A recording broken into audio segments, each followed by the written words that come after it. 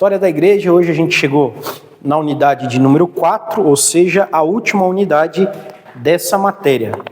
E uma coisa que é bom a gente deixar bem frisado logo no início da aula de hoje, é que a gente resumiu 2000 anos de história em mais ou menos 230 páginas. Então, 2000 anos de história resumidas em menos de 300 páginas. Os irmãos, então, já fiquem sabendo, já sabem disso, né? Que a gente não tratou de todos os assuntos. A gente não tratou de tudo o que aconteceu, de todos os personagens, de todas as nuances da história da igreja. Por que eu estou dizendo isso, irmãos? Para que a gente venha entender que estudar a história da igreja, isso eu já venho falando desde a primeira unidade, é muito amplo. Então, é necessário esforço, é necessário gastar bastante tempo. Eu não sei se você começou a gostar mais da matéria, né, dessa matéria propriamente dita agora que você teve contato. Não sei se vocês já tiveram contato antes com a história da igreja. Eu particularmente, como eu já disse, eu gosto muito, irmãos. Gosto muito. Tem vários livros que falam sobre o assunto, desde livros bem pequenininhos até livros grandes, né, bem densos, que tratam das nuances mesmo da história da igreja. E é uma matéria importantíssima, irmãos, para a nossa formação cristã. Hoje a gente vai discutir a respeito de mais alguns personagens na história mais recente do cristianismo, alguns episódios pós-reforma, porque até a unidade 3 a gente estava tratando ali daquele período da reforma protestante, né? Do início da igreja até mais ou menos o período da reforma protestante. Agora a unidade 4 é só período pós-reforma. É por isso que no capítulo 1 ele já começa tratando de novos movimentos cristãos. Então, irmãos, como eu disse lá no comecinho da nossa unidade, há 3 semanas atrás, a gente tem que furar aquela bolinha que a gente vive, né? Achando que é só Assembleia, ou o cara que é da Batista, né? Que é só Batista, não.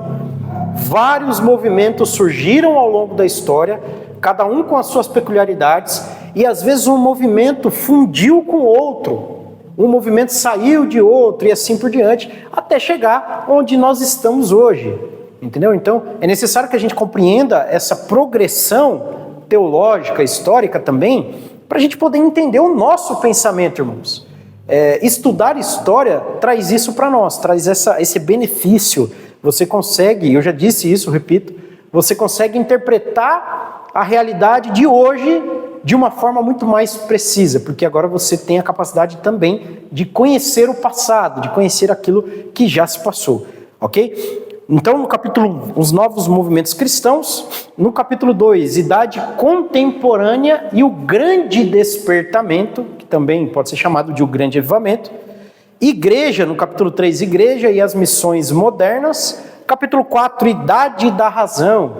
Igreja e a academia. Academia não é de musculação, tá, irmãos? Academia é as universidades, as escolas e assim por diante. E por último, capítulo 5, é as igrejas protestantes no Brasil.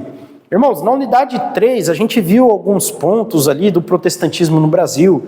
A gente viu que já muito cedo as igrejas protestantes elas começaram a se instalar no Brasil, só que elas foram boicotadas.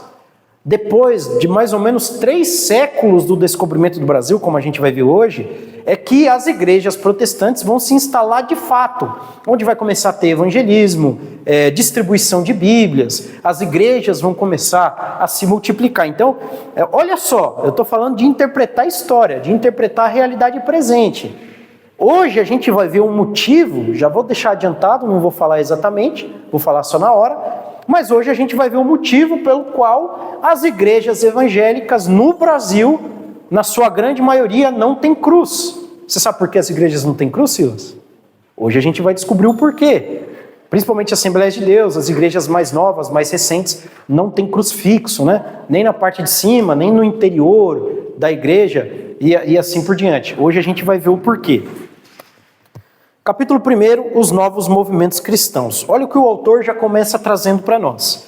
No final do século XVI, ocorreu na Holanda uma forte reação contra o conceito calvinista de predestinação.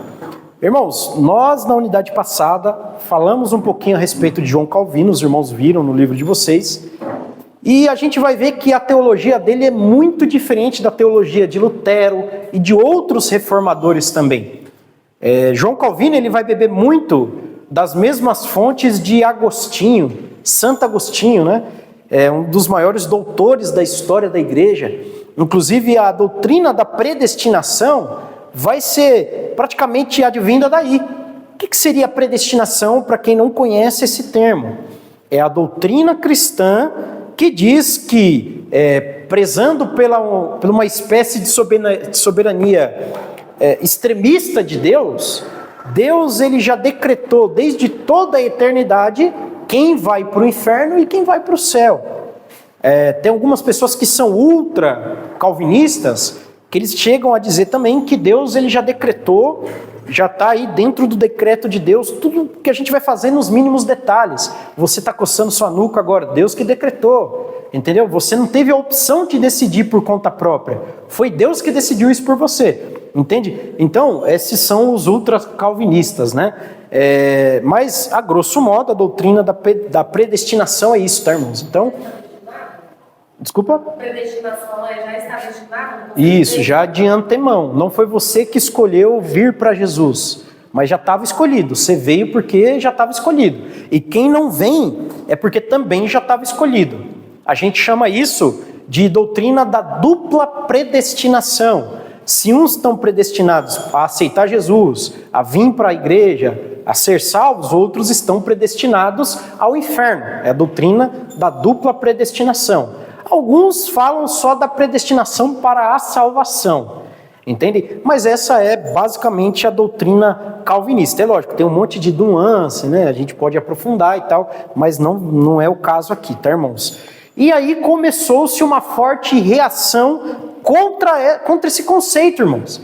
E na Holanda, hoje a gente vai falar um pouquinho dele, surge o personagem que é basicamente o precursor das nossas doutrinas nas Assembleias de Deus, nas igrejas metodistas, batistas, que é o Jacó Armínio, está lá até o nome dele. Tanto é que aqueles que seguem a visão teológica de Armínio são chamados do quê, João? Arminianos. Então, as pessoas que seguem as doutrinas de Calvino, a visão teológica de Calvino, de calvinistas. A de Armínio, arminianos, ok? Armínio, ele não descartava a predestinação, irmãos. Armínio também acreditava na predestinação. Só que Armínio, ele entendia que a predestinação era baseada na presciência de Deus. A grosso modo, tá, irmãos? Por que eu estou falando a grosso modo? Porque para explicar tintim por tintim ia gastar muito tempo, né?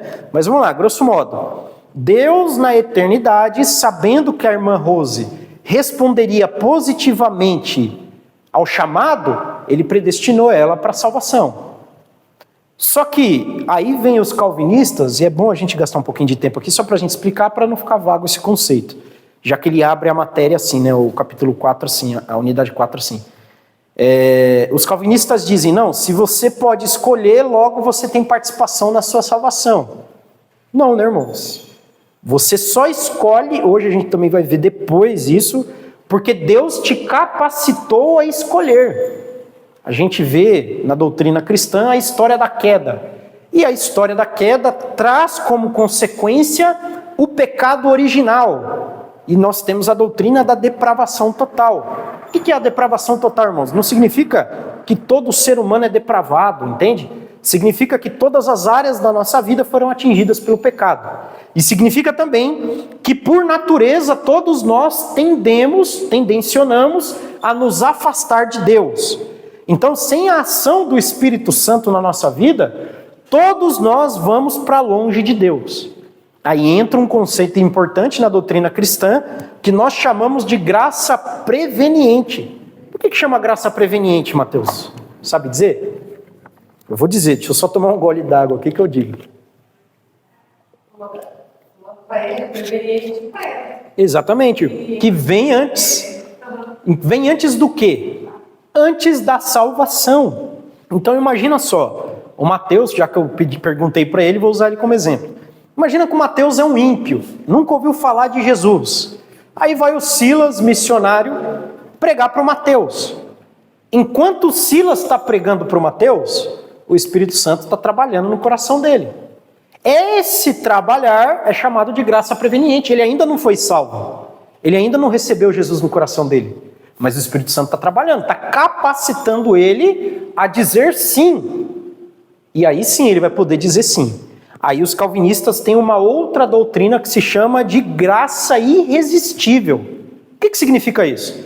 Se Deus te predestinou, Joel, significa que na hora que alguém pregar para você, você não consegue dizer não. Você vai ter que dizer sim, porque a graça é irresistível. No caso do arminianismo, a graça é resistível. Essa graça preveniente, você pode negar ela, que é a tendência natural do ser humano. Mas você também pode aceitar ela, repito, capacitado por Deus.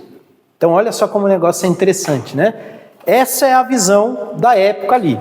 Então, vejam que o autor está dizendo, nesse período, século XVI, então Calvino já havia morrido, surge a revolta contra a doutrina dele, uma reação contra esse conceito, justamente pelo fato de que eles entendiam que o calvinismo, até hoje nós entendemos isso, ele só é coerente se ele atribui a Deus a autoria do mal. Porque se Deus predestinou tudo, se Deus escolheu tudo, sem base nenhuma na própria escolha humana, ele também decretou, decidiu que o homem iria cair, que o homem iria pecar. Então Deus decretou o pecado. Mas enfim, indo adiante aí, meus irmãos. Na época em que ele nasceu, os holandeses lutavam contra o domínio da Espanha católica. Por que eu vou ressaltar esse tema? Porque a época de Armínio, Calvino, como era um período praticamente imediato à reforma protestante, ainda havia no mundo muitos reinos católicos. Pouquíssimos territórios, nessa altura do campeonato, eram territórios protestantes, tá? Esse conceito que nós temos hoje, irmãs, de Estado laico, é um conceito mais novo, tá? Vai vir lá do século XVII, XVIII, vai sendo mais solidificado. O que é o Estado laico? É um Estado sem religião, não é um Estado ateu, mas um Estado sem religião definida. Você pode praticar a religião que você quiser, entende? Desde que não interfira na vida dos outros. Isso é a definição mais simplória de um Estado laico. Isso não existia na época. Ou era um Estado católico ou um Estado protestante, principalmente no contexto europeu, tá? Outro ponto importante. O Alderir de Souza Matos, ele comenta que ao mesmo tempo em que se libertavam do jugo espanhol, os holandeses criaram a sua igreja nacional protestante. Então olha o que eu falei, tínhamos alguns reinos católicos, boa parte da Europa era católica, mas também tínhamos alguns locais que eram majoritariamente protestantes. Aqui ele traz, irmãos, uma breve biografia do Jacó Armínio, nasceu em 1560, então é logo imediatamente a reforma. A reforma aconteceu mesmo quando, Joel? 1511. Quase, varão, quase, 1517. Errou por 6 anos. Você não pode esquecer mais, hein? Então ele nasce praticamente imediatamente a reforma protestante. Olha o segundo ponto. Armínio construiu uma quantidade considerável de escritos produzidos tanto durante seu pastorado de 15 anos, como quando era professor em Leiden, era um seminário da época, tá?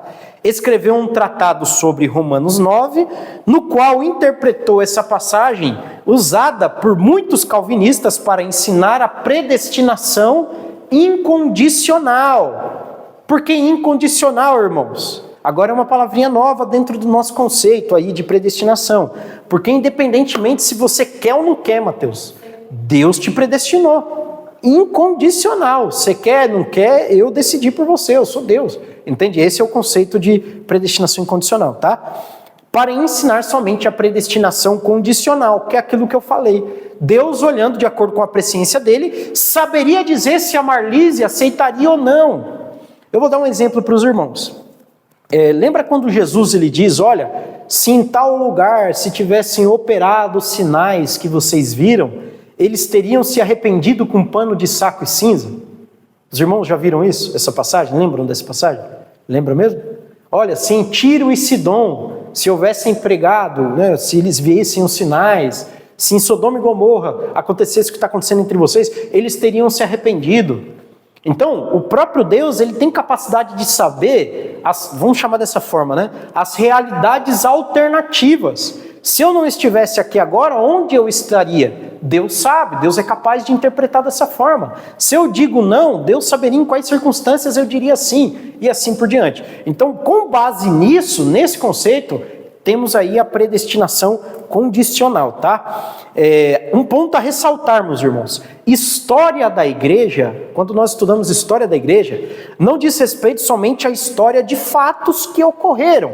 Aconteceu tal coisa no dia tal, fulano de tal, nasceu em tal lugar. Não, não é só isso. Também é a história do pensamento teológico. Esse conceito de predestinação, até então, não era discutido da forma que foi nessa época. Pós-reforma, começa uma discussão muito maior desse ponto, tá? Protestantismo nos Estados Unidos, irmãos. A Inglaterra, os ingleses chegam na América do Norte, começa todo aquele fervilhamento lá, guerra contra os índios, guerra contra outros povos e tal, as conquistas norte-americanas, todo aquele contexto. Só que não somente os desbravadores, né, as pessoas que eram responsáveis por descobrir novos territórios lá na América do Norte, mas também os próprios cristãos protestantes chegaram nos Estados Unidos. Os Estados Unidos era chamado de o Novo Mundo, irmãos. Entende? Ou, como que eu posso explicar isso? Por que era chamado de Novo Mundo? Majoritariamente dizendo, né? Por quê? Porque o velho mundo, a Europa católica, estava ainda pelo jugo do Papa. Então, como eu falei agora há pouco, muitos locais, muitos reinos, muitos estados eram católicos. Então, os protestantes viram nos Estados Unidos, que até então não se chamava Estados Unidos, uma oportunidade de fugir do poder papal. Então eles embarcam nos navios, vão para os Estados Unidos e aí eles vão se estabelecer, ok? Os primeiros colonos da Virgínia, no sul dos Estados Unidos, eram da Igreja da Inglaterra, em 1620, fugindo das perseguições, é o que eu falei. Emigraram para a América do Norte 102 puritanos. O que são puritanos, irmãos? Se vocês leram o livro, vocês já sabem. Os puritanos, eles são daquele movimento que nós chamamos de movimento de santidade.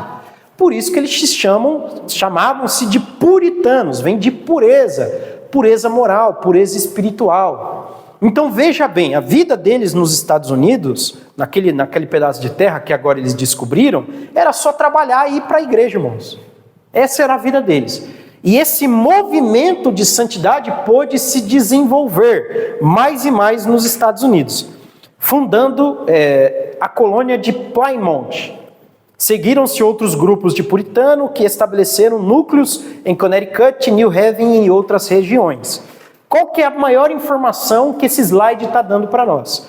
Os Estados Unidos, diferentemente do Brasil, foi constituído em cima ou sobre o protestantismo, irmãos. Nós brasileiros, quem chega aqui descobre o Brasil, eram os portugueses, né? 4 dias depois a gente tem uma grande missa sendo celebrada lá na Bahia, e o Brasil, desde então, foi constituindo-se em bases católicas, diferentemente dos Estados Unidos, que já desde o início, os camaradas já vinham ali plantando o protestantismo, ok? Por isso que lá é muito forte, até hoje, essa ideia de protestantes, de igrejas evangélicas. Os puritanos eram procedentes da igreja anglicana da Inglaterra, onde nós já tratamos na unidade passada, a respeito do que é o anglicanismo. Em 1628, a igreja reformada holandesa, que é a mesma igreja de Jacó Armínio, lembrando que Armínio era lá da Holanda, tá? Essa região recebeu também imigrantes luteranos, menonitas, puritanos ingleses, e em 1664 a colônia passou para o domínio inglês, passando a denominar-se de Nova York. Por que Nova York, irmãos? Porque lá na Europa tem a cidade de York, tem um local que se chama York. Então, nos Estados Unidos, Nova York, ok? Quaquerismo. Já que a gente está falando do protestantismo, nos Estados Unidos, surge aí um grupo sectário, irmãos, que nós chamamos de os Quakers. Criado em 1652 pelo inglês George Fox, o movimento Quaker pretendeu ser a restauração da fé original, após séculos de apostasia. Irmãos, após a Reforma Protestante, surgiram vários movimentos, vamos dizer dessa forma, sub-reformadores, igualzinho os Quakers. Os caras diziam, não, a Igreja Católica está toda corrompida, e esses protestantes que surgiram também não sabem de nada. Vamos resgatar a pureza moral lá da igreja primitiva. Então surgiram várias subdivisões, irmãos.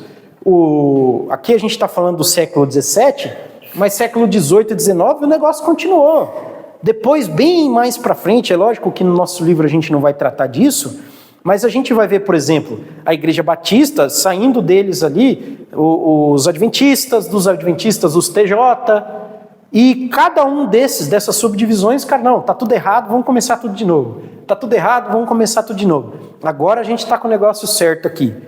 O George Fox, que é o criador do quaquerismo, ele proclamou a sua confiança no que, irmãos? Na luz interna do Cristo vivo, não é isso que está escrito aí no livro? O que significa isso? Ele está dizendo que você não precisava das Sagradas Escrituras, você precisava da luz interna. Jesus se revelava no seu coração. Era o principal modo de se conhecer a Deus. Proclamou a sua confiança na luz eterna, rejeitou os sacramentos externos, os clérigos assalariados, a frequência à igreja, porque não é necessário vocês irem nessa igreja institucional. Vamos começar um movimento novo. E ensinou que a verdade deve ser achada principalmente na voz de Deus, falando a alma, não nas escrituras, igual eu falei. Então, você já vê que o movimento já começa a capenga, né? Não é as escrituras, é o que Deus fala lá dentro da minha alma. Tá errado? Irmãos, qualquer movimento, igreja que se diz evangélica, que diz que é as escrituras e mais alguma coisa, irmãos, foge disso aí. É só as escrituras. A gente está estudando história da igreja. O tema, a reforma protestante tem vários temas. Só que o maior tema da reforma protestante é só as escrituras. Então, estou numa igreja, estou num movimento que fala que é as escrituras e mais alguma coisa. No caso aqui, né? Mais a luz interior do ser humano. Não, vamos fugir disso. Mas tem o varão do manto que revela. Irmãos, não existe isso no protestantismo. O que eu estou falando? Não estou dizendo que não tem espaço, principalmente para nós pentecostais, para revelações. O irmão que se levanta na igreja, que Deus usa, não estou falando isso. Eu creio nisso também. Só que o que eu estou querendo dizer? A vida cristã não pode ser baseada nisso. Então, é só as escrituras. O que vem junto é acompanhamento. É igual a sobremesa lá quando você vai no rodízio. Primeiro você come salgado, geralmente é assim, né? Depois vem a pizza doce, né? Vem o petit gâteau, é igualzinho. Primeiro as escrituras. Depois, se tiver espaço, aí vem profecia, revelação, sonho. Amém? Novamente, repito, irmãos, não sou contra essas coisas. Eu sou contra a primazia dessas coisas. Primeiro as escrituras, depois as demais coisas, tá? Guilherme Penn, a política tolerante de Penn atraía imigrantes de muitos lugares.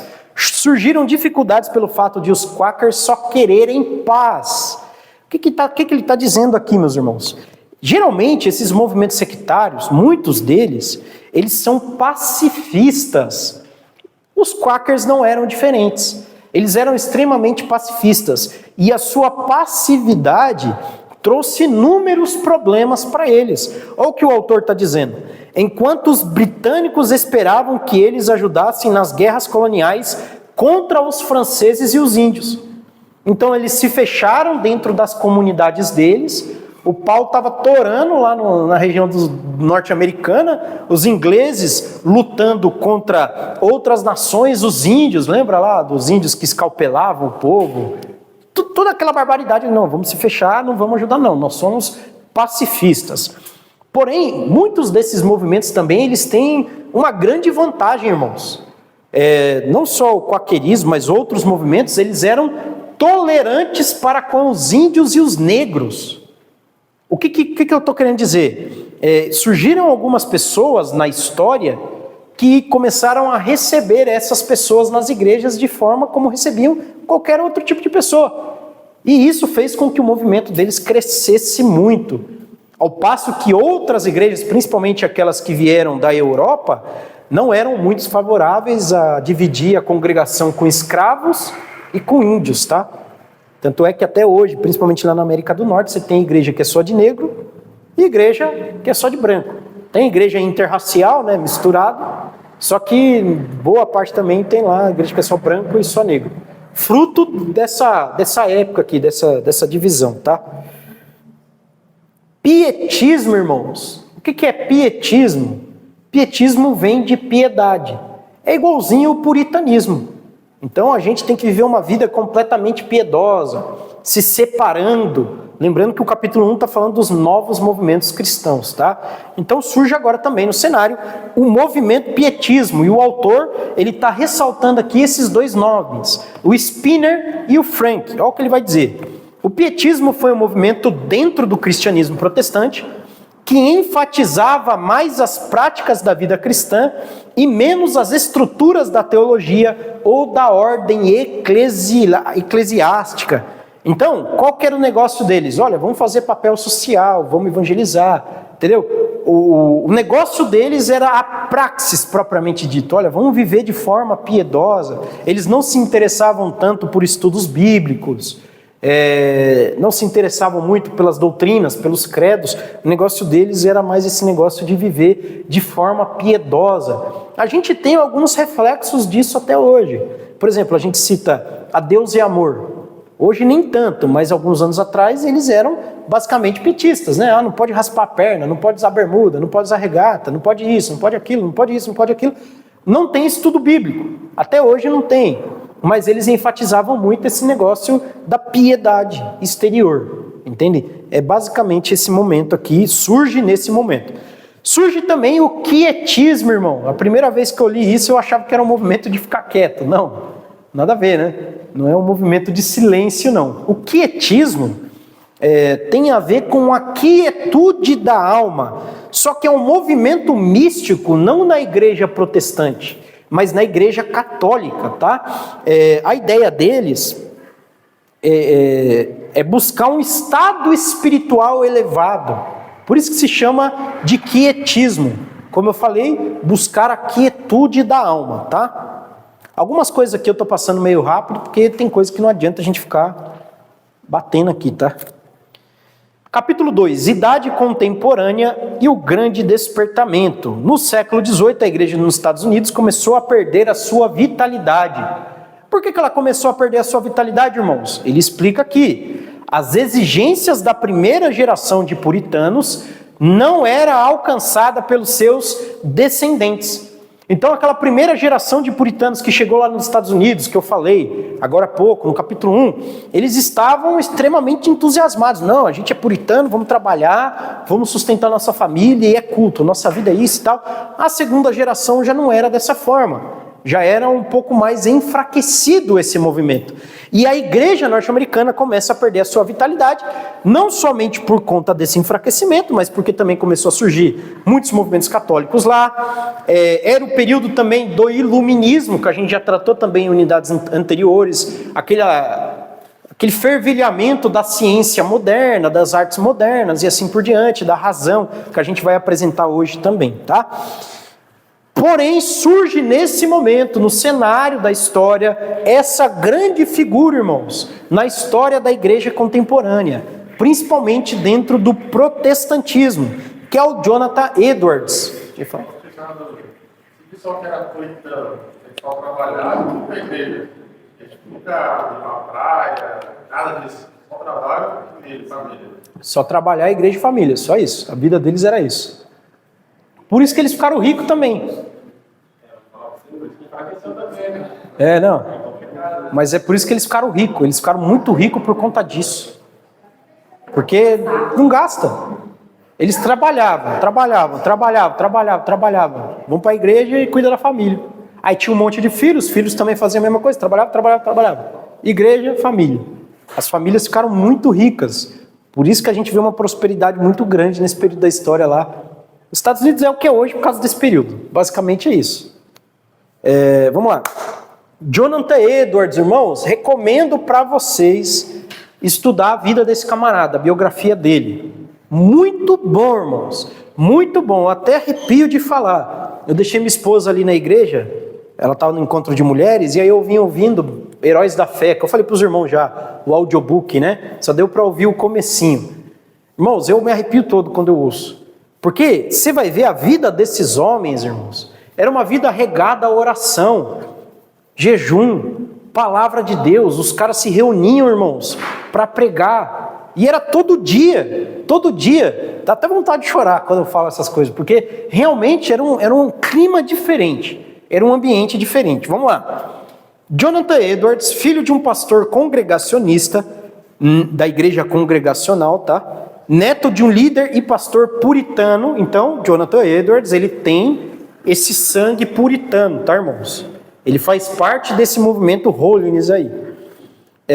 Graduou-se... eu falei na aula passada, não sei se os irmãos vão lembrar. Quem prestou atenção vai lembrar. Dá uma olhada no currículo dos caras, dos grandes homens de Deus. Dá uma olhada no currículo deles. Graduou-se no colégio de Yale, tornando-se pastor assistente e mais tarde sucessor do avô na igreja de Northampton, em Massachusetts. Em 1734, enquanto pregava uma série de sermões sobre justificação pela fé, sua igreja experimentou um grande avivamento que revolucionou sua cidade e contagiou muitos pregadores. Irmãos, esse negócio de que pastor não precisa estudar, se Deus me chamou, eu vou ser pastor sem estudo, sem teologia, sem saber ler, é coisa recente, tá? É lógico que eu não acredito que para Deus me usar eu tenho que ser um erudito, não é isso que eu estou dizendo. Dado as necessidades, muitas das vezes você vai levantar um pastor, um líder inculto, mas olha o que eu falei, necessidade. Hoje a gente não tem mais essa necessidade, irmãos. Hoje nós temos a condição, olha o nosso curso teológico aqui. O cara não vem fazer porque não quer, não é verdade? Está aqui, toda segunda a gente está aqui. 3 segundas sim, uma não, né? Então, não tem mais desculpa, não é igual a 100 anos atrás, quando chega Gunnar Wingren e Daniel Berg aqui, não tinha a quantidade de crentes que tem hoje, aí os caras abriam uma igreja, não tinha muito tempo para preparar o obreiro, já deixava ele responsável aqui, já ia lá, abria outro. Não é igual naquela época, irmãos, hoje é completamente diferente, né? Hoje a gente tem celular, tem ChatGPT, tem IAD, ensino à distância, as igrejas montadas num dinheiro para pagar curso teológico para os pastores. Não tem desculpa, irmãos, não tem desculpa. Esse culto à ignorância que as igrejas, boa parte das igrejas evangélicas têm, irmãos, é um fracasso, irmãos, é um fracasso, tá? Hoje os pastores têm condições. O presidente da República, olha lá o que eu estou dizendo, ele já disse em rede nacional que ele não gosta de ler porque ler dá dor de cabeça. Irmãos, isso não pode existir na vida do crente. Dá dor de cabeça. Eu sento lá no sofá, eu tenho 2 lugares que eu leio em casa, ou na minha mesa, no meu quarto, ou no meu sofá, na minha sala. Independente de onde eu sento, chega uma certa altura que dá dor de cabeça. Aí eu paro um pouquinho, respiro um pouquinho e volto a ler. Mas eu leio porque eu preciso, irmãos, eu gosto, eu amo. Eu acho até que eu não sou normal, que o normal é não gostar, né? Mas é nossa obrigação, irmãos. Mas eu não sou professor, eu não dou aula de EBD, eu não sou pregador. Mas, irmãos, vamos pensar comigo. Eu sei que vocês já não têm esse pensamento, né? Que vocês estão no curso teológico. É por isso que eu digo para vocês que eu sei que vocês não têm esse pensamento. Mas vamos falar em relação aos de fora. A gente diz que ama Jesus, a gente canta louvores a Jesus, a gente diz que se dedica a Jesus, mas a gente não quer conhecer mais sobre Ele. Os crentes, boa parte dos crentes não sabem o beabá da fé, os temas da fé. O que é reforma protestante? Muitos dos crentes não sabem. Direto eu estou indo em algumas igrejas ministrar EBD, e eu sempre abro a EBD nessas igrejas que eu vou dizendo, olha, se tem um departamento que eu gosto é esse aqui, para dar valor, entende? Porque é um lugar de ensino.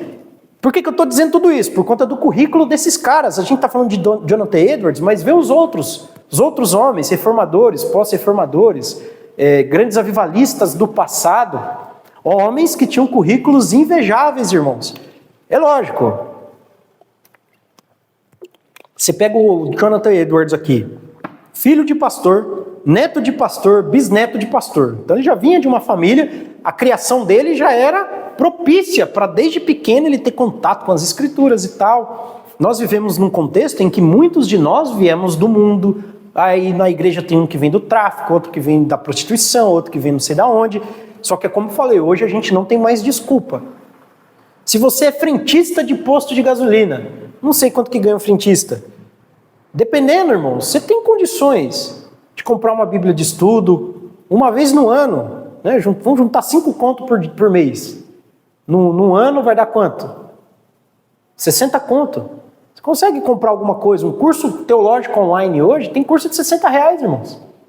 R$60. Ah, não quero gastar dinheiro com um curso de teologia. Abre o YouTube, tem curso gratuito lá, curso básico que te dá algum direcionamento. Gratuito. Entendeu? Vai do cara, tá lá. É só querer. Eu acho que é bom a gente comentar isso, irmãos, justamente por aquilo que eu disse. Existe um culto à ignorância, né? Vira e mexe lá na minha igreja, não sei se aqui acontece, não sei se aí na igreja de vocês acontece também, aparece uma alma penada no culto dizendo, não, meu negócio não é teologia, meu negócio é fogo. Só se for fogo do inferno, né? Porque não tem como, irmãos, não tem como. Estudar a Bíblia está intimamente ligado a estudar teologia, não tem como separar, irmãos. A gente está estudando história da igreja, os irmãos vêm. Desde o princípio, a gente tem doutores da igreja, estudiosos da igreja. Na igreja católica, antes da reforma, era assim. A reforma só aconteceu porque alguém falou, eu vou estudar a Bíblia. Após reforma, só aconteceu porque as pessoas falaram, vamos estudar a Bíblia. Os grandes avivamentos só aconteceram por quê? Porque os caras falaram, vamos estudar a Bíblia. Entende? Então, é isso, irmãos, é isso, tá? Eu creio que é um comentário importantíssimo, não pode passar em branco. Indo adiante.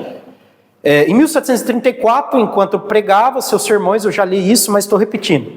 Um grande avivamento aconteceu na cidade de Jonathan Edwards, irmãos. Vou repetir. Um grande avivamento aconteceu na onde, Edgar? Na cidade, irmãos. Na cidade. Eu tenho um livro, até arrepia, do Oswald Smith, que ele retrata isso daqui. Ele diz o que aconteceu. Na igreja dele tinha um órgão. Os irmãos já viram um órgão? Sabe aqueles... Parece um piano, até que tem uns tubos gigantescos. É um instrumento muito grande, né? E quando começou esse avivamento, tinha o órgão lá ainda. E a igreja começou a lotar. A galeria lotava. Para caber mais gente, sabe o que eles fizeram? Eles tiraram o órgão da igreja. Porque não tinha mais espaço, irmãos. Irmãos, juro para os irmãos, eu arrepio quando eu falo essas coisas. Por que a gente não presencia mais isso, né? Aí eu pergunto para os irmãos, quem pregou aquele sermão, Pecadores na Mão do Deus Irado? Jonathan Edwards. E como que era a pregação dele? Eu já falei para os irmãos. Ele estava lendo, ele escreveu o sermão e leu. Olha só, irmãos, o que eu estou querendo dizer? Você vê, vamos fingir que isso aqui é o microfone, né? Eu fui num culto esses dias, para não falar que foi ontem. O que o menino pregou, realmente, de conteúdo, era muito bom, muito teológico. Só que o que eu estou querendo dizer? Do começo ao fim, do segundo zero até o segundo final, o moleque não falava assim. Entendeu, irmãos? Você não precisa gritar para o Espírito Santo agir no coração de alguém. Você não precisa cuspir o microfone inteiro. Eu não vou nem fazer a cena que é feio demais. Para Deus tocar. Deus toca pela palavra. Entendem? Repito, para não deixar coisas más entendidas, né? Eu não sou contra o irmão, né? Subir aquela emoção, sabe? Eu não sou contra isso. Comigo acontece às vezes. Quando eu estou pregando, às vezes acontece, não é sempre. Mas o que eu quero que nós reflitamos em cima dessa matéria? Em cima desse ponto especificamente. O camarada estava lendo um sermão. Ele não estava nem alterando a voz dele, ele estava lendo. E o Espírito Santo de Deus caiu naquelas pessoas. E o grande avivamento aconteceu. Entende? O que eu estou querendo dizer também? Eu não estou pregando o outro extremo.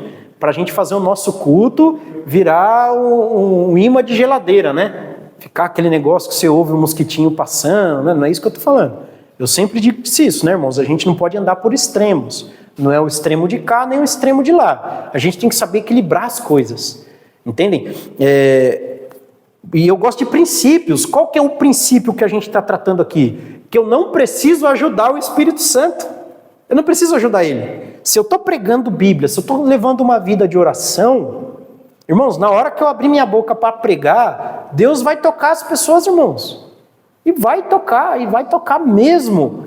Se você for ler esse livro que eu citei, eu esqueci de trazer, eu esqueci. Paixão pelas Almas, o Oswald Smith, ele diz que a vida de Edwards, por exemplo, ele orava tanto que ele ficava ensopado de suor. Ensopado de suor, irmãos.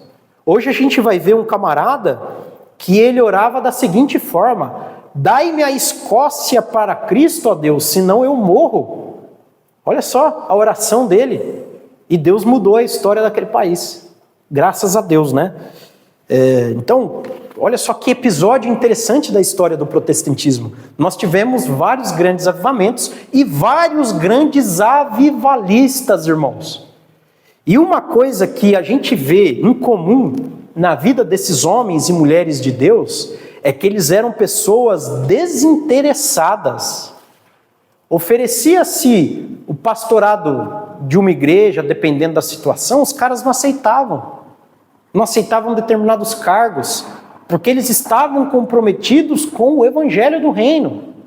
Daqui a pouco a gente vai tratar mais disso, tá?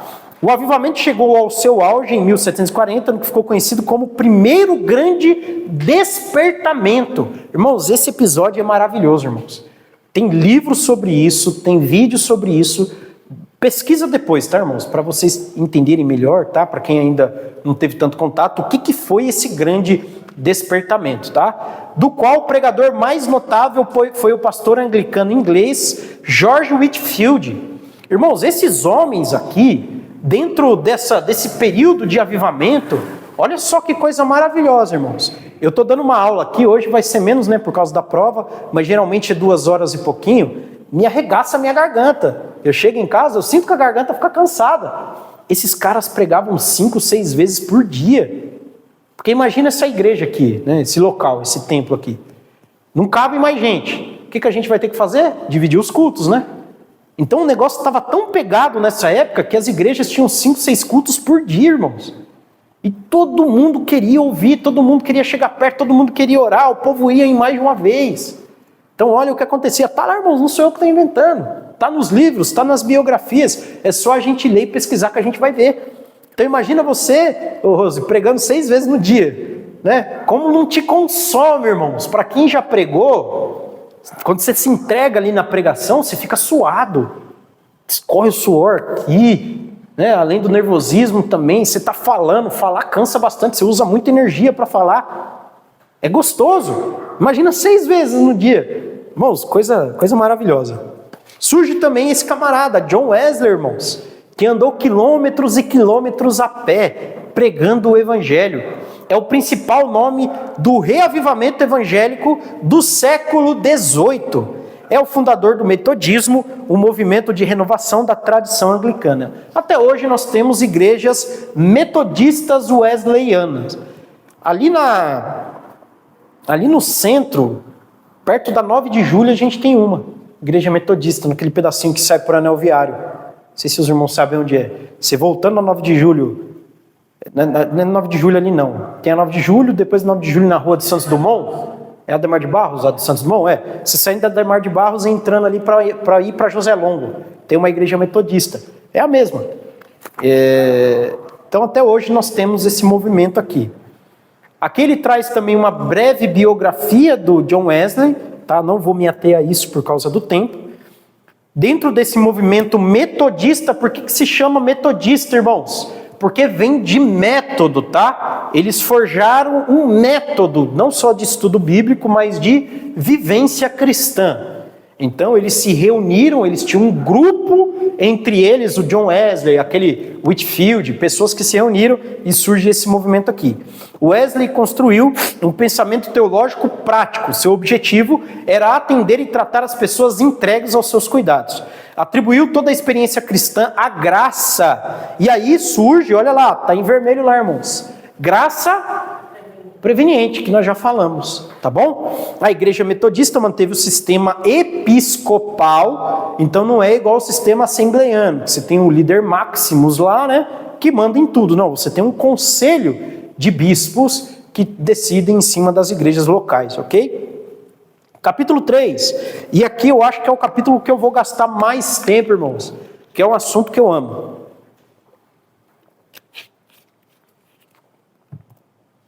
As missões modernas. A Revolução Industrial e o imperialismo do século XVIII e XIX marcam um momento importante da história da igreja. Observe que o mercantilismo na América do Sul, no século XVI, deu lugar na Ásia e na África ao imperialismo que considerava as colônias fontes de matéria-prima e de mercados necessários para os colonizadores. Que é aquela história lá da extração de ferro, extração de ouro, que os impérios da época faziam com as colônias. No caso, nós tínhamos o Império Português, que extraía recursos aqui do Brasil, o Império Inglês, que fazia a mesma coisa lá nos Estados Unidos, os impérios europeus que faziam lá na África também, e assim por diante, tá? Aqui, nesse momento, surgiu um sentimento de responsabilidade por civilizar e converter os nativos. A gente não está falando de imperialismo. Os camaradas, eles estavam conquistando o mundo inteiro. Só que o interesse dos impérios não tinha nada a ver com o âmbito espiritual. Eles só queriam o ouro e a prata desses territórios conquistados. E aí, nesse momento, as igrejas dizem, não, a gente não tem que ir lá e só tomar o ouro e a prata, a gente tem que ganhar aqueles nativos para Cristo. Sejam os índios americanos, norte-americanos, sul-americanos, ou os índios lá na África, independentemente de onde seja, na Ásia, nós temos que evangelizá-los. E aí surge lá, século XVIII e XIX, está ali no finalzinho, é considerado como um período das grandes missões, irmãos. Não só agora naquele período dos avivamentos que a gente citou no capítulo anterior, mas nesse momento nós temos inúmeras missões onde vão surgir homens e mulheres que eram desbravadores, cientistas, médicos, enfermeiros, professores, que revolucionaram o mundo, irmãos, que abriram inúmeras portas para o evangelho. Irmãos, ó, hoje, alguém aqui que está hoje aqui já foi para o exterior de avião? Eu ainda não tive essa graça. Mas a gente pega um avião ali no aeroporto de Guarulhos, né, Congonhas, 10 horas, 12 horas você está na Europa, um pouco mais você está lá na Ásia, não é? No outro dia, dentro da mesma semana, você consegue ir e voltar 2 vezes, se tiver pique, né? Antigamente não, irmãos. Então imagina só, Mateus, você quer ser um missionário, aí você pega a sua esposa e 3 cabeçudinhos lá, né, 3 filhos. O que vocês vão fazer? Olha, eu quero ser você mora lá em Portugal, um exemplo, tá besta aqui. Eu quero ser missionário lá no México. Você ia ter que pegar um navio com a sua família, seus filhos e ir para o México. Só a viagem, você já correu o risco de morrer naufragando, né? De morrer de malária, morrer de um monte de doença. Né? Antigamente, direto, mas tinha um barco direto do Portugal para o México, né? Como vai ser para os Estados Unidos. Ou você ia, sei lá, caminhando, né, a cavalo, ou você bem observado. Bem observado. E outra também, muitos missionários sabiam que faziam uma viagem só de ida, porque a distância era tão grande que não tinha como voltar. Era muito dinheiro e o cara já gastava tudo que tinha para ir. Então olha só a coragem que esses homens e essas mulheres tinham. Ah, mas aí, imagina lá, o Mateus casado. Sua esposa ia ter que te apoiar, cara. Ela não faz parte também do ministério? Então, heroína da fé também. E tinha mulher que ia sozinha, irmãos. A gente vai ver isso também. William Carey nasceu em Northamptonshire, na Inglaterra. Numa família anglicana, aos 14 anos aprendeu a profissão de sapateiro. Ainda jovem, teve contato com as mensagens de quem que está aí? John Wesley e George Whitefield. Então, olha só como um avivamento leva ao outro, irmãos. Como uma pessoa vai puxando a outra, até chegar no que nós somos hoje.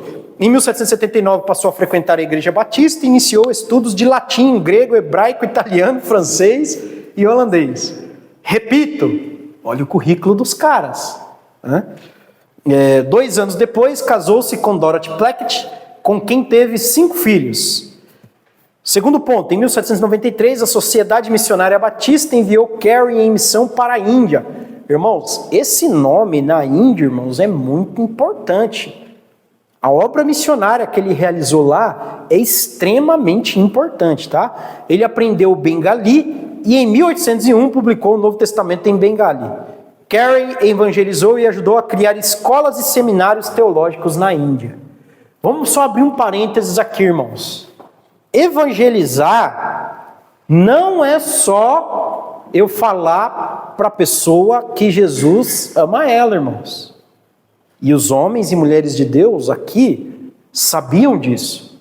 Olha o último ponto aí. O que o Carey fez? Ele evangelizou e ajudou a fazer o que, Joel? Criar escolas e seminários teológicos.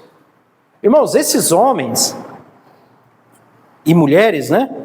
Eles fizeram coisas que o governo não fazia. Nós já traçamos aqui na aula, no livro passado, na matéria passada, a história da escola dominical, né?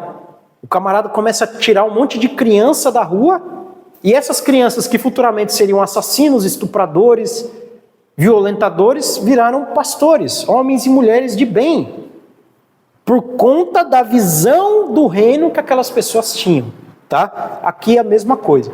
Então, qual é o papel da igreja? Eu tinha um pastor que ele uma vez deu uma estratégia excelente de evangelismo. A nossa igreja ficava lá numa praça. E a praça, irmãos, era um bagaço. O que ele falou quando ele assumiu a igreja? Vamos fazer uma reforma na praça. Vamos varrer a praça. Vamos cortar o mato da praça. Vamos pegar a sujeira da praça. Aí o vizinho começou a perceber que a praça estava limpa, irmãos. Aí ele começou a perceber que tinha uma igreja na praça. Outro exemplo, isso aí aconteceu com um amigo meu, Israel Gonçalves, ele faleceu, infelizmente. Ele veio lá do sul, morar em Jacareí, e ele tinha um propósito. Todo dia de manhã ele varria a frente da calçada dele, não contente, ele varria a calçada de todo mundo da rua dele, irmãos. De todo mundo, todo santo dia de manhã ele fazia isso. O que aconteceu? Os vizinhos começaram a ficar com vergonha. E aí, enquanto ele estava varrendo, de repente surgia outro vizinho varrendo. De repente surgia outro lá na ponta varrendo. Daqui a pouco está todo mundo varrendo a rua, a frente da casa. Ninguém varria antes. Quando ele começou a varrer, as pessoas começaram a varrer também. Por que eu estou contando essa história aqui, de forma bem resumida? Porque esses homens, desses que nós já temos visto, como esse que a gente está vendo e os que a gente vai ver daqui a pouco, eles entenderam isso, irmãos. O poder da ressocialização que o evangelho tem. Então está um monte de criminoso, um monte de gente que não vale nada, a igreja chega, o evangelho chega, essas pessoas são transformadas em bons cidadãos. Tá? E isso aconteceu na história também.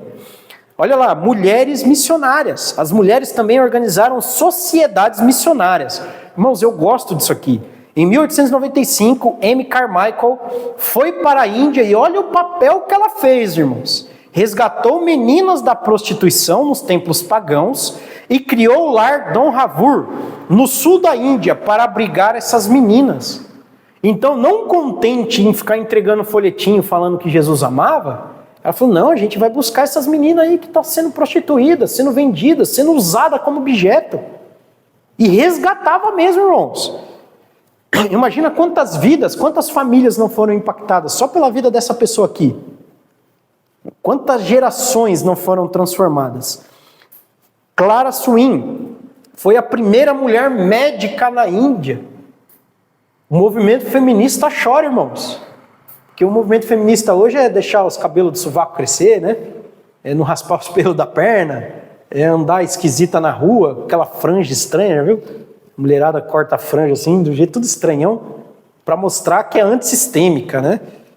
Olha aí, a mulher desbravando a Índia, a primeira enfermeira, irmãos, uma missionária, uma crente em Jesus, fazendo o papel dela. Resultados das missões, foram vários os resultados da obra missionária, não somente na propagação do evangelho, como também em muitas realizações culturais. Então os crentes, eles influenciavam além paredes, irmãos. Além paredes, que é uma dificuldade que nós temos hoje no século XXI, né? A gente só pensa aqui dentro, quando nós temos que expandir o negócio. Os crentes se reúnem aqui, eu gosto de dizer isso, para duas coisas, irmãos. Para adorar a Deus, que é o motivo principal da nossa reunião, mas também para se preparar para enfrentar o mundo lá fora, para desbravar, para resgatar pessoas, entendem? É isso. Os missionários eram também, olha lá, exploradores, e foram os primeiros a informar o mundo sobre as condições geográficas de alguns países. Os camaradas relatavam, faziam ciência. Enquanto estava evangelizando, os caras faziam um monte de coisa, irmãos. Muitos nomes de missionários estão no quadro de honra por construírem escolas, estradas, técnicas de agricultura, comércio, hospitais. É a Igreja de Cristo, irmãos, que faz isso. Onde o governo não entra, irmãos, a gente tem que entrar, irmãos. E tem que mudar o negócio, irmãos. Tem que mudar, tá? A gente tem esse poder na nossa mão, irmãos. A questão do Brasil. O Brasil está terrível, os irmãos sabem disso. É um país campeão em homicídio, é um país campeão em estupro, é um país campeão em violência, é um dos piores países em educação. Cadê a igreja? Cadê os irmãos? Esfriando. Cadê os irmãos na favela? Cadê os irmãos nos becos, nas ruas, nas vielas, nos valados, né? Onde, eu estou falando aqui também de mim, irmãos. Onde nós estamos, né? Com a cabeça no século 21. A igreja tem um poder muito grande, irmãos. Agora vamos falar da via de mão dupla, né? Não adianta nada o Mateus ser um excelente missionário. Aí ele leva a alma perdida lá na igreja dele, aí a congregação mata a alma. Porque só quer o dinheiro da alma. Não é isso, irmãos? Então, é todo um contexto por trás da evangelização. A comunidade local, ela tem que estar preparada também para isso, irmãos. Tem que estar preparada para isso. É por isso que grandes missionários fizeram trabalhos nas próprias casas deles, por conta desse problema congregacional, tá? Capítulo 4. A idade da razão, igreja e a academia ou universidade. Na pós-reforma, o equilíbrio desenvolvido pelos teólogos da Idade Média e aprimorado pela reforma foi alterado de maneira radical e permanente. Que equilíbrio é esse, irmãos? O equilíbrio entre a fé e a razão. Agora, nesse período iluminista, renascentista, o equilíbrio ele é desfeito. Porque eles vão passar a valorizar somente a razão. O espiritual, a fé, não tem mais valor nenhum para os pensadores modernos, tá? Iluminismo, as luzes da razão no cristianismo europeu. A nova forma de ver o universo foi resultado do desenvolvimento de vários fatores sociais, políticos e intelectuais. Uma série de conflitos religiosos havia devastado a Europa no começo do século XVII. Segundo ponto, a igreja perdeu o monopólio da verdade e as pessoas não estavam mais dispostas a aceitar os antigos dogmas. Então, é como eu citei na aula passada, né? Tinha lá o Nicolau Copérnico, o Galileu. A Terra não é plana e o sistema solar não gira em torno da Terra, é heliocêntrico, gira em torno do Sol. A igreja dizia não é assim, é do jeito que a gente está falando. E o povo já estava começando a retrucar, não, vocês estão errados. Então ela perdeu esse monopólio, as pessoas já não estavam aceitando de bom grado, tá? Nascendo agora o iluminismo, eles estavam cada vez mais se distanciando dos dogmas eclesiásticos. Então, o que a igreja diz ou deixa de dizer já não importa mais para essas pessoas. Eles não têm mais aquela ligação com o sagrado. O que importa para eles, e aí surge também o movimento antropocêntrico, não é mais Deus que está no centro, é o homem. Tudo parte de nós, tudo é para nós e tudo é por nós, ok? O iluminismo marcou o cumprimento da transição entre a era antiga e a era moderna. Irmãos, inclusive com essa ideia antropocêntrica, com essa forma nova de ver o mundo, distanciada da teologia, da vida espiritual, da vida cristã, surge um conceito completamente enganoso, que é um conceito positivista, a palavra não seria positivista, um conceito muito otimista em relação à natureza humana. Nós cristãos, eu já falei disso hoje, nós acreditamos que o ser humano é depravado, Nós acreditamos na natureza pecaminosa, na depravação total. Esses pensadores, essas pessoas diziam não, o homem nasce bom. Quem já ouviu essa frase? Mas a sociedade o corrompe. Isso daí expressava o quê? Não, o homem é bom, o que é ruim é o social, é a sociedade, esse construto, essa ideia da igreja de pecado não existe, o homem é bom por natureza. É uma ideia enganosa, irmãos. Na verdade, a sociedade só é ruim porque o homem é mau. O mundo é problemático porque o homem também é problemático. Porque somos nós que construímos o mundo dessa forma, irmãos. Ok? E aqui ele fala de Francis Bacon, que é um camarada responsável pela sistematização de métodos científicos, tá? Não vou me ater muito a isso, recomendo que os irmãos leiam essa parte da matéria no livro, grifem, anotem, porque é importante também, tá? Só para contextualização, a título de contextualização. Surge no cenário René Descartes, que é o camarada lá do penso logo existo, né? Acho que muitos de vocês já ouviram essa frase. Descartes introduziu a dúvida como seu primeiro princípio de raciocínio. Mas para ele o processo de duvidar não leva à descrença. Olha só que coisa interessante. Não leva à descrença. Pelo contrário, resultava na certeza. Então é aquela ideia. Por isso que ele fala aqui o cogito ergo sum, né? Penso logo existo. Tudo que me chega diante da minha face, as informações, o universo ao meu redor, tem que ser objeto de reflexão. E esse objeto de reflexão começa por meio da dúvida. Eu duvido para poder crer de fato. Entendem? Essa ideia de dúvida diz respeito à ideia de análise também. Por que ele fala de dúvida? A dúvida é importante, irmãos. Por que ele está falando de dúvida? Porque a gente não pode acreditar em tudo que a gente ouve. Porque o povo ignorante da época pré-reforma, a igreja falava que 2 mais 2 é 5, tudo bem, é 5. Eu não duvido, eu acredito. Entende? Eu estou dando um exemplo esdrúxulo só para a gente poder entender. E agora, esses novos métodos dizem, não, a gente precisa analisar. Não é só porque fulano ou ciclano está falando que eu vou acreditar. Eu tenho que analisar também. Eu tenho que poder entender. Senão eu vou ser enganado. Senão volta àquela idade das trevas. Aquele monopólio da verdade. Isso é problemático, tá? O antropocentrismo, o ser humano no centro do universo. Os seres humanos e não Deus no centro da história. Em oposição ao antropocentrismo, nós temos, está até grifado ali, o teocentrismo, Deus no centro, ok? A razão humana substitui a revelação. No iluminismo, a razão humana substitui a revelação, imposta externamente na posição de arbítrio da verdade, pois a razão passou a determinar o que vinha a ser a revelação.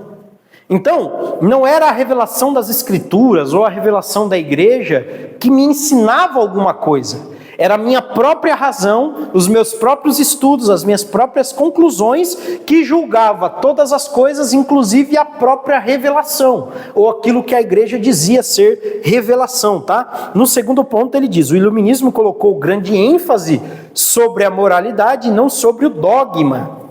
O dogma diz respeito às doutrinas da igreja, tá?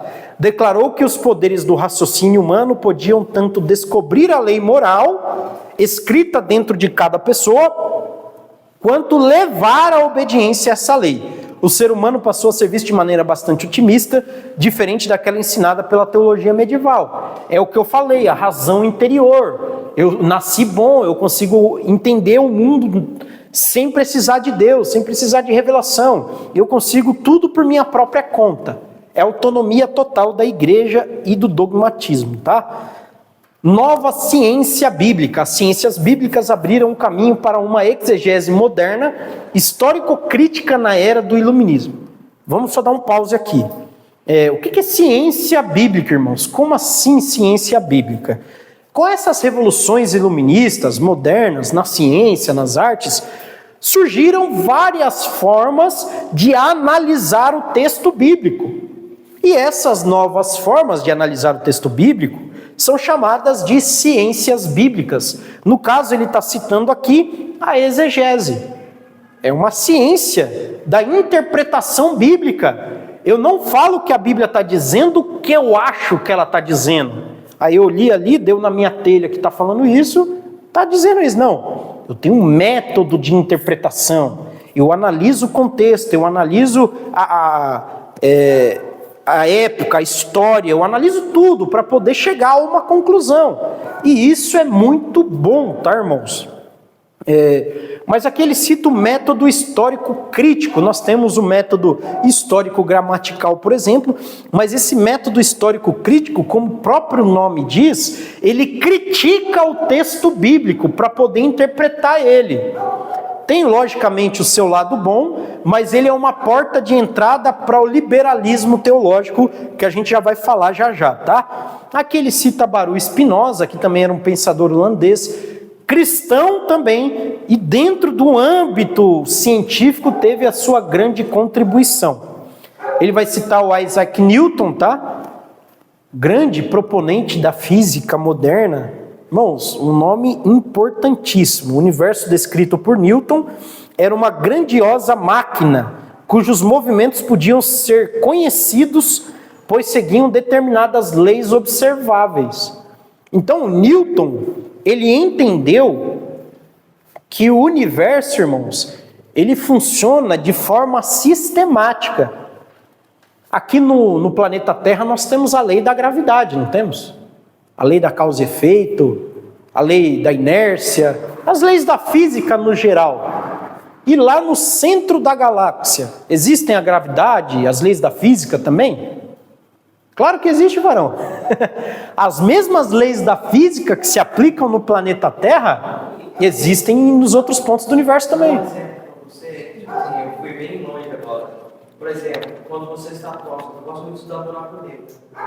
As leis da física lá se aplicam, mas aqui lá não. Não, mas aí é um outro conceito. Fui bem longe. Não, sim.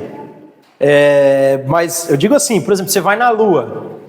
Lá tem gravidade também.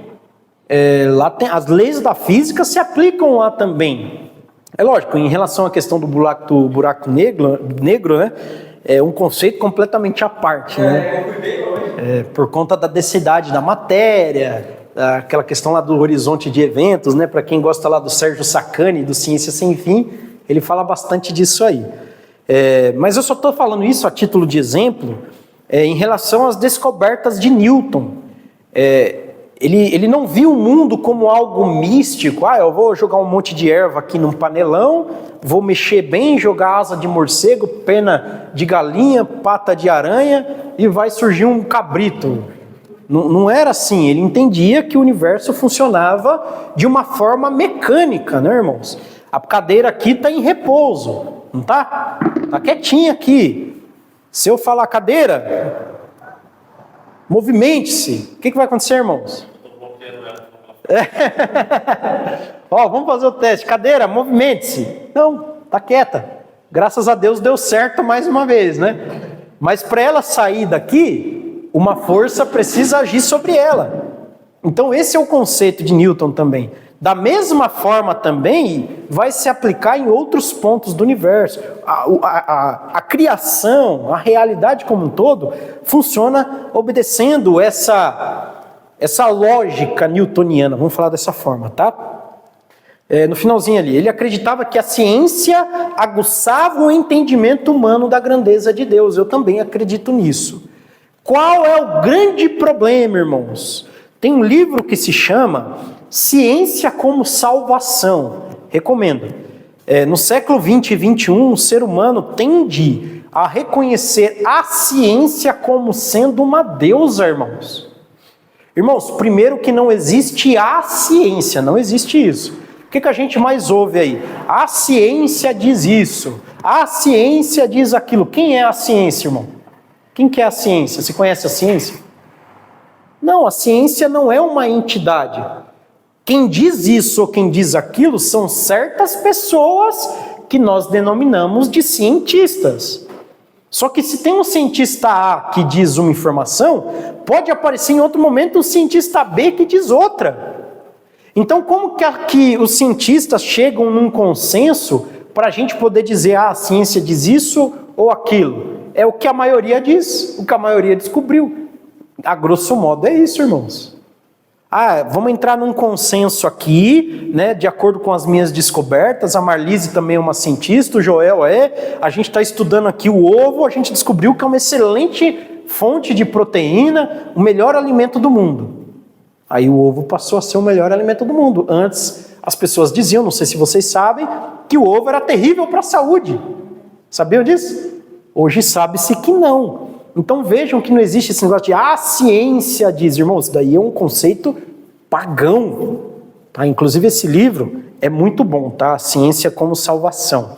Tem um outro livro que se chama Falsa Aurora, do Li Pen, que ele fala da iniciativa das religiões globais. Inclusive, dentro dessa iniciativa, eles trazem a ciência como detentora da salvação humana. Falsa Aurora. Então, como é que vai se referenciar a ciência?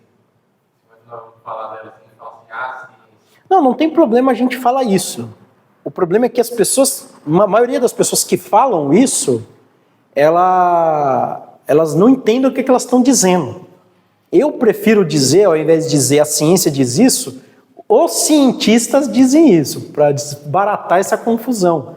Entende? Justamente por conta desse conceito. Então tudo que a ciência diz é verdadeiro? Esses dias eu estava conversando com alguns amigos e eu estava mostrando para eles. Você chega no médico, boa parte dos médicos estão assim. O camarada parece um morto-vivo. Pega aquele médico famoso da Rede Globo, não vou falar o nome dele por causa do vídeo. Vocês não sabem de quem eu estou falando, né? O cara parece um zumbi, irmãos. É aquele cara que vai cuidar da sua saúde e vai dizer como que você tem que viver para você viver bem. Os médicos cheios de problema físico, cheios de problema, muitos deles, irmãos. Outra parte que não tem problema de saúde, está cheio de interesse no dinheiro. Entendem? Aí as pessoas dizem, não, que o cientista diz é lei. Entendem? Eu não sou anti-ciência, lógico que não, irmãos. Deus nos deu essa capacidade. O que eu sou contra? É a ideia de que a ciência é a salvação da humanidade. É lógico que não. Quantos erros científicos nós já vimos? Quem quiser pesquisar depois, fica à vontade. Vai se fazer bem para o intelecto dos irmãos. Pesquisem taxa de mortalidade por doenças iatrogênicas. Taxa de mortalidade por doenças iatrogênicas. O que é uma doença iatrogênica, Edgar, sabe? Doença iatrogênica é uma doença que a medicina causou. Imagina que você vai fazer um tratamento e o médico faz alguma coisa que te dá uma doença. Te dá um tratamento errado, te dá um remédio errado, ou faz alguma coisa ali que te dá um problema. Doenças iatrogênicas. Tipo assim, aplicar uma injeção em você, conseguir usar, você pegar ou uma injeção, ou um tratamento. Mateus, faz esse tratamento aqui para sua gripe, entendeu? Um exemplo, diagnostica de uma forma errada, com uma doença errada, faz uma leitura errada. Irmãos, vocês vão ficar espantados com a taxa de mortalidade por conta disso, irmãos. Morre muita gente por causa de erro médico, irmãos. Entende? Morre muita gente. Ao mesmo tempo que a medicina é muito confiável, tem que se tomar cuidado também. Tem que tomar, é algo maravilhoso a medicina. Você começa a ver uns vídeos de algumas cirurgias, de alguns tratamentos, você fica encantado. Nossa, como que eles fazem isso? Mas a chance de insucesso também é muito grande, tá? É o que eu estou só expondo aqui, já que a gente está falando do Isaac Newton. Empirismo, irmãos. O que é o empirismo? Empirismo é você ter que provar para acreditar. Empirismo é aquele negócio de provar empiricamente, está ali, está na minha frente, eu tenho que tocar. Então surgem esses movimentos, irmãos. É quase um movimento de contra-reação àquilo que a igreja pregava. Não, Mateus, eu estou dizendo que é assim, você não tem que estudar, cara. Eu sou o Papa, eu sou o cardeal, eu sou o bispo. Você vai duvidar de mim, você vai para a fogueira. É isso mesmo. É assim que eles acreditavam. E agora esses pensadores, não, a gente tem que ver para crer. Se eu não ver, se eu não tocar, igual um camarada diz aí num podcast, né? Enquanto Deus não descer na Praça da Sé, eu não vou acreditar nele. Esse é o pensamento que mais expressa esses movimentos. Olha aí, o 4.4, a religião racional. A religião da razão, irmãos. É o que eu falei, equilíbrio. A fé e razão caminham juntas, irmãos. Grandes nomes da ciência mundial eram cristãos devotos, irmãos, que contribuíram para o avanço da humanidade. Nós também temos o dever de estudar a Bíblia com afinco, mas ser bom naquilo que a gente faz. A Rose mexe com beleza, né? A irmã é cabeleireira. Irmãos, tem que ser a melhor possível dentro do ramo. Não a melhor de todas, né? Lógico, não é isso que eu estou dizendo. Mas dentro das possibilidades, tem que fazer muito bem. O camarada é vidraceiro, é eletricista. Irmãos, dentro das possibilidades, a gente tem que ser o melhor possível. Lutero falava muito disso, né? Porque tinha-se a noção de que eu estou servindo a Deus dentro de um convento, dentro de um mosteiro. Lutero, ele falava muito, olha, você quer servir a Deus? Seja um bom sapateiro. Vamos trazer para o nosso contexto, né? Seja um bom cobrador de ônibus, um bom motorista, seja uma boa cabeleireira, seja, sei lá, qualquer profissão. Faça da melhor forma. Inclui-se também essas questões racionais também, tá? Desbravamento, física, enfim. Quando surge essa ideia de religião racional, irmãos, eles começam a negar milagres. Então, aquela ideia de crença em milagres que o pentecostalismo vai resgatar, essa religião racional acaba negando, tá? Não só a possibilidade de milagres hoje, mas eles começam a negar, principalmente com o advento, indo mais adiante aqui, o advento da teologia liberal, eles começam a negar os milagres da Bíblia, dizendo que aqueles milagres que a Bíblia retrata, nada mais eram do que formas de trazer algumas lições, entendem? Então não é que Jesus multiplicou pães e peixes ou andou sobre as águas, não. Era a forma que o autor bíblico achou de ensinar alguma coisa para nós. Não é que aquilo aconteceu, entendeu? Era assim que eles começaram a interpretar as coisas. Aí surge a questão do liberalismo teológico e o declínio. Irmãos, do liberalismo teológico, o que acompanha é o declínio do cristianismo, irmãos. O que é o liberalismo teológico? Primeiro, eles começaram a descredibilizar a Bíblia, igual eu falei. Olha, aqueles milagres não existiam e tal, não sei o que, blá blá blá. A Bíblia não é mais a palavra de Deus.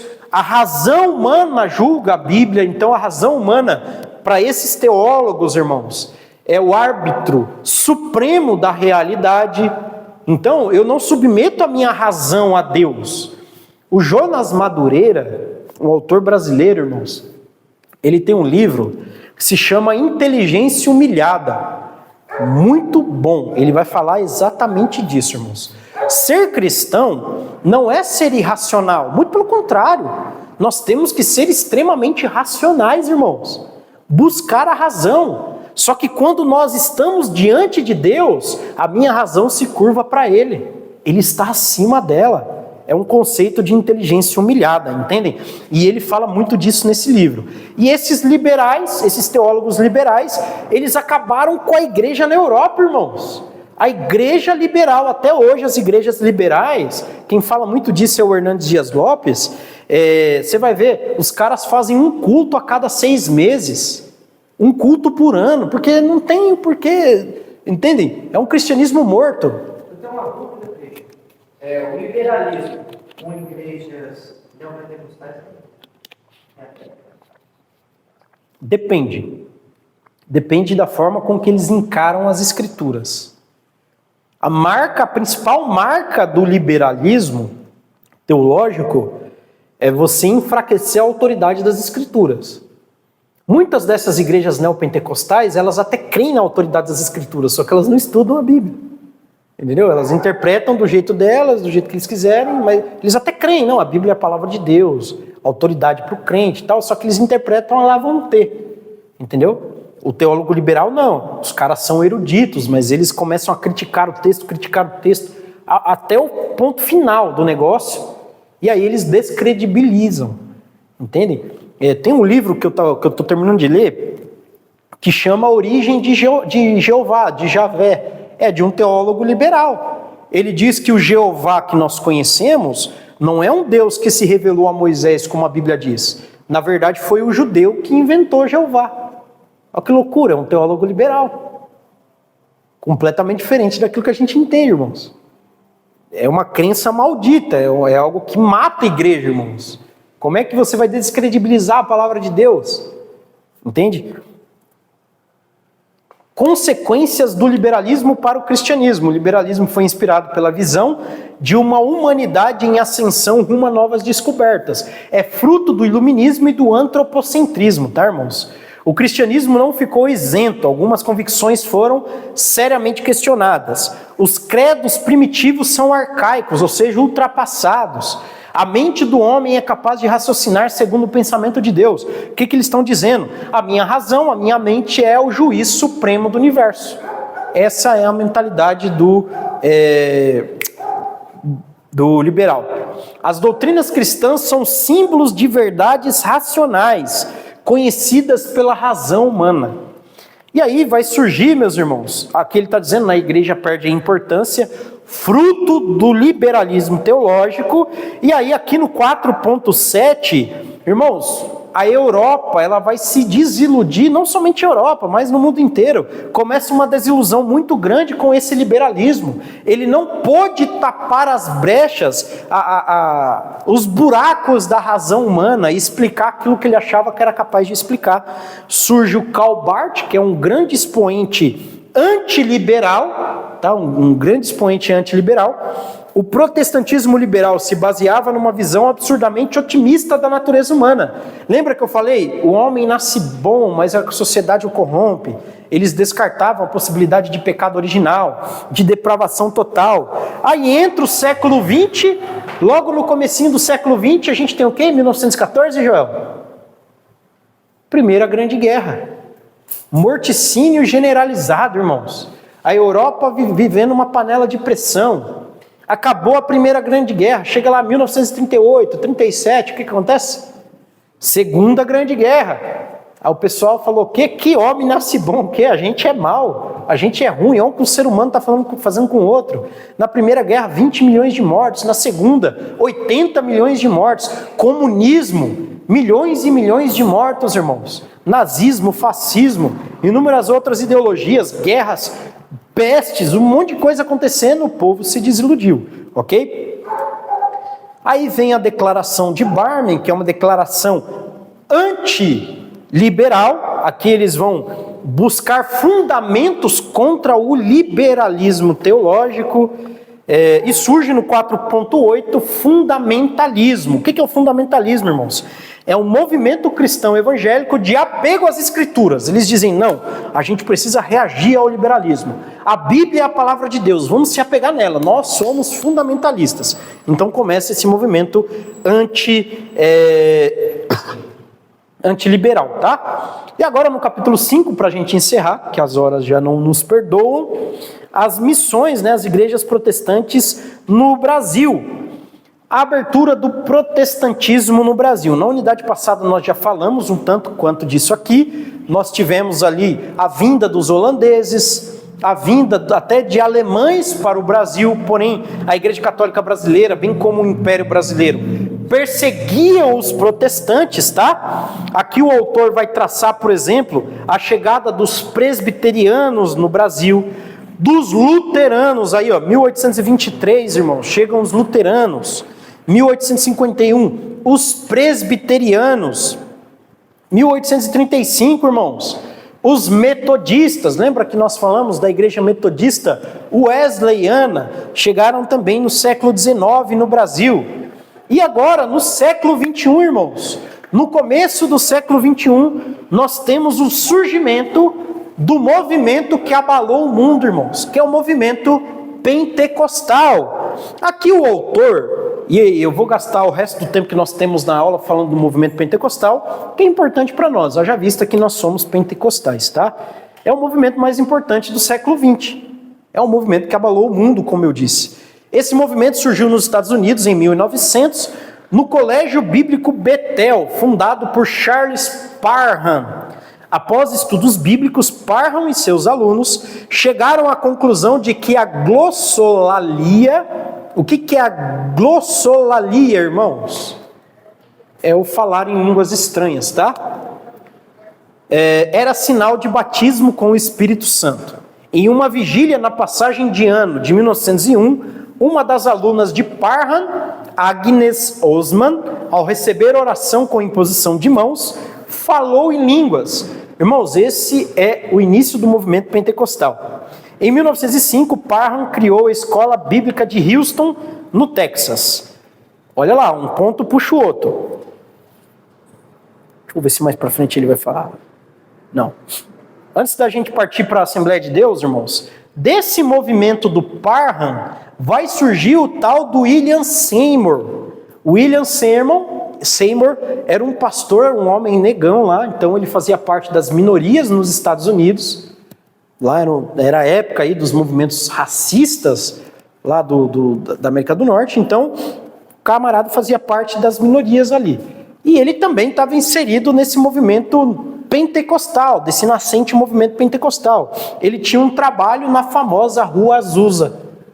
E esse trabalho, irmãos, é responsável por aquele que nós chamamos do avivamento da Rua Azusa, 1906, tá bom? Lá nos Estados Unidos. Então, esse é o surgimento do movimento pentecostal. Lógico que eu estou resumindo tudo, tá? Colocando tudo aqui por conta do horário, mas é importante para nós conhecermos, tem livros que falam sobre isso. Tem um livro que se chama O Avivamento da Rua Azusa, que vai explicar os detalhes das reuniões, irmãos. E ali surgiu um movimento muito bonito, inclusive de pessoas marginalizadas que faziam parte desse movimento. E agora, também fruto desse movimento, vem Daniel Berg e Gunnar Wingren, tá, irmãos? A implantação das Assembleias de Deus no Brasil deve-se aos missionários suecos Daniel Berg e Gunnar Wingren. Wingren foi batizado na Suécia e Berg foi batizado também na Suécia com 15 anos. Berg emigrou para os Estados Unidos em 1902 e Wingren em 1903. Nesse período, eles vão ter contato com o Parham, tá? Que a gente falou no slide anterior, onde eles vão ser batizados pelo Espírito Santo, mas eles ainda frequentavam a Igreja Batista, irmãos. Quando eles chegam aqui no Brasil para serem missionários, a biografia deles dizem que eles estavam orando, né, buscando em Deus, onde eles iriam fazer um trabalho missionário, e veio deles o nome de Belém, onde eles descobriram que se tratava de Belém do Pará, tá bom? Então eles pegaram um navio e vieram para Belém do Pará, aqui no Brasil. Lá eles começaram a frequentar a Igreja Batista, porém, pela ênfase nos dons espirituais, o que aconteceu com eles? Foram expulsos. E também mais algumas pessoas foram expulsas também. A primeira pessoa brasileira a ser batizada com o Espírito Santo, alguém sabe o nome dela? Celina Albuquerque, irmãos, primeira brasileira a ser batizada pelo Espírito Santo. E ali inicia-se aquele movimento que mais tarde vai ficar conhecido também como Igreja das Assembleias de Deus, que antes não era a Assembleia de Deus. Quem lembra o primeiro nome das Assembleias de Deus, irmãos? Missão de Fé Apostólica. Foi o primeiro nome das Assembleias de Deus, tá? E é o que eu falei lá no comecinho da aula. Os caras abriam uma igreja, preparavam os obreiros e já partia para o outro ponto. Abria outra igreja, preparava os obreiros e já partia para... E a igreja foi crescendo, esse movimento foi crescendo. A Missão de Fé Apostólica foi crescendo, tomando corpo. Daniel Berg e Gunnar Wingren, irmãos, quando eles chegam no Brasil, um trabalhava para sustentar os dois e o outro fazia missões, irmãos. E sabe o que é mais interessante? Eu não lembro qual dos dois, ele pregava no porto lá de Belém do Pará. E ele aprendeu a falar português com as pessoas que trabalhavam no porto. Então ele não falava português culto, ele falava aquele português rasteiro. Aquele português do seu João, da Dona Maria, do vendedor de peixe, do camarada que era marinheiro. Eles aprenderam a falar esse tipo de português. E nasce esse grande movimento, né, irmãos? Para bem ou para mal, né? Século XXI, mas nós temos dentro das Assembleias de Deus uma grande participação para a formação do evangelicalismo brasileiro. Surge também depois a Congregação Cristã do Brasil. Ele vai falar aqui, dar uma breve biografia do Louis Franciscon, que é o fundador da Congregação Cristã do Brasil, que, juntando o movimento pentecostal com as doutrinas calvinistas, surge a Congregação Cristã do Brasil. Eles são calvinistas e nem sabem. Surge também, depois de alguns anos, a Igreja do Evangelho Quadrangular, fundada por uma mulher, tá? Essa Aimee McPherson, ela era uma canadense oriunda da Igreja Metodista. Irmãos, houveram alguns escândalos por parte dela, tá? Alguns escândalos fortíssimos, inclusive, ela foi até sequestrada uma vez. Mas enfim, não é disso que a gente quer tratar. É uma igreja também que teve as suas contribuições, inclusive o nome Igreja Quadrangular tem um motivo, está escrito ali no nosso slide. Salvação, batismo com o Espírito Santo, cura divina e segunda vinda de Cristo. Você passar na frente de uma igreja quadrangular, o escudo da igreja quadrangular está dividido em 4 que tem esses temas como sendo os temas centrais da igreja quadrangular.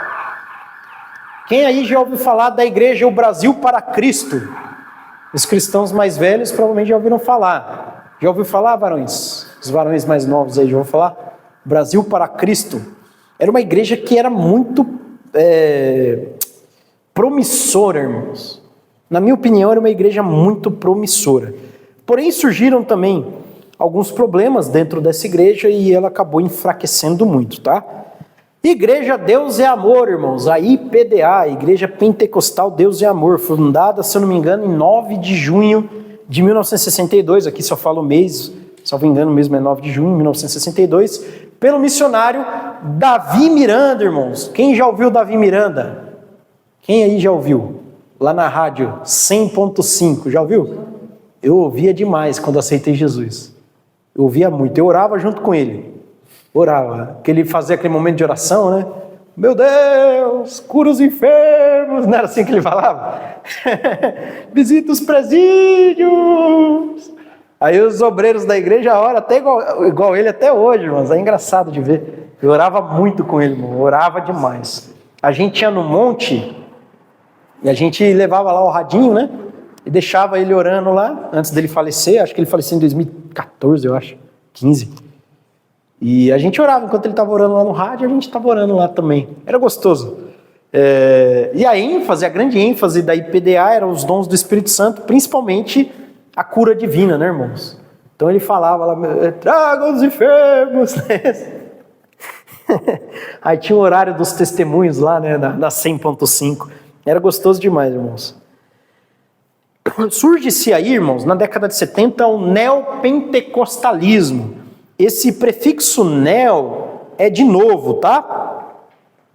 Espera aí.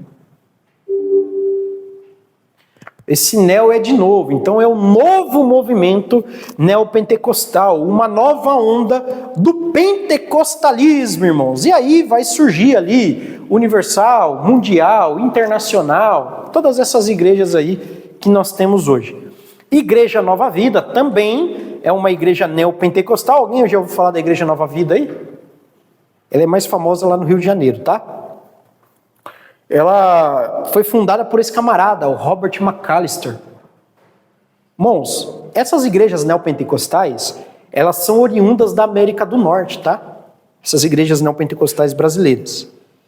Igreja Universal do Reino de Deus, alguém conhece? É do Edir Macedo, ele era funcionário público, chegou a trabalhar na loteria, está explicado, e no Instituto Brasileiro de Geografia e Estatística, no IBGE. Inicialmente, Edir Macedo frequentava a Igreja Nova Vida. A gente vai ver que uma igreja aí é praticamente dissidente da outra. Christian, a gente fala deles aí, mas um ponto da positivo desses caras é que eles investiram em marketing. Divulgado. Eles cresceram. Sim. Divulgado. Enganando os outros, mas... Fizeram mal. Sim. Eles são campeões em marketing. Eles foram os visionários de usar a mídia para pregar. Esses neopentecostais, eles ficam conhecidos dentro dessa história recente do evangelicalismo como os primeiros mega empresários da fé. Porque realmente eles tinham pinta, né? Até hoje tem pinta de mega empresário, né? Então, encarando a igreja como mega empresa, eles fizeram ela crescer, né? A questão do marketing, organização e assim por diante. Depois vem a Igreja Internacional da Graça de Deus, fundada por quem? R.R. Soares, né? Estou seguindo a Jesus Cristo. Ele saiu de qual igreja, irmãos? Da Igreja Universal. Salvo engano, ele é cunhado do Edir Macedo. eu acho que não me engano, de Macedo saiu dali, né? Não, ele saiu de lá. Olha lá, tá escrito ali, ó. R.R. Soares é cunhado do bispo Edir Macedo. O R.R. Soares saiu da Universal, e aí o Valdomiro era com O R.R. Depois o Agenor Isso mesmo. E o Agenor Duque saiu do Valdomiro. É. Isso mesmo. É isso mesmo. Tudo da Universal. Tá bom? Aí vai ser essa igreja aí que o irmão falou. Nova Vida? Isso. Vida nova vida. Isso. A Universal saiu da Nova Vida. Sim, eles frequentavam lá. Eles frequentaram e foram pastor lá. Inclusive o RR meio que começou a Universal junto com o Edir. Exatamente. Aí eles frequentaram. Isso. Aí começaram, aí depois, não sei, aí um começou pro outro lado, porque era porque eles juntaram a igreja universal, fizeram aqui. Só que eles brigaram e depois não tem igreja. E é engraçado os nomes, né? Uma é universal, uma é mundial e a outra é internacional. Só falta a estadual e a municipal, né?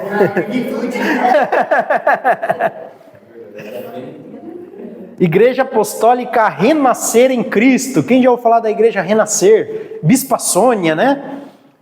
Teve um grande escândalo até dos caras com dinheiro na Bíblia. Quem lembra disso? Tentando entrar no aeroporto. Isso é crime, irmãos. Evasão de divisas. Você tentar sair do Brasil com dinheiro no bolso, sem declarar lá, assim, as devidas autorizações e tal, irmãos, por sua própria conta, é crime, tá? Aí eles acabaram caindo nisso aí. Igreja Mundial do Poder de Deus, Valdomiro Santiago, um homem que nadou 100 quilômetros, não é isso? Fugindo de um tubarão. Quem já viu esse testemunho dele aí? É fogo, irmãos. Aqui, para finalizar, ele fala do Conselho Mundial de Igrejas, irmãos. Esse Conselho Mundial de Igrejas, ou CMI, é uma iniciativa de várias igrejas, principalmente as igrejas denominações evangélicas e a Igreja Católica Ortodoxa, não a Igreja Católica Romana, tá? A Igreja Católica Ortodoxa. A Igreja Católica Romana não faz parte desse Conselho Mundial, mas é uma observadora, como o próprio autor do livro diz. O intuito não é unificar as igrejas, tá? Hã? Não tem? Não me lembrava. Não me lembrava disso. Vou olhar aqui por curiosidade. 575? No meu tem, ó. 5.8. Página 211. Não tem página 211 aí? Não. Eu, hein? Eu tenho vocês naqueles. Enfim, esse Conselho Mundial de Igrejas não tem a iniciativa de unir as igrejas, mas sim de juntar forças, talvez para fazer missões, entre outros trabalhos. Ok, meus irmãos? Terminamos a aula de hoje, terminamos bem mais rápido que de costume, porque hoje é o dia que eu entrego a prova para os irmãos.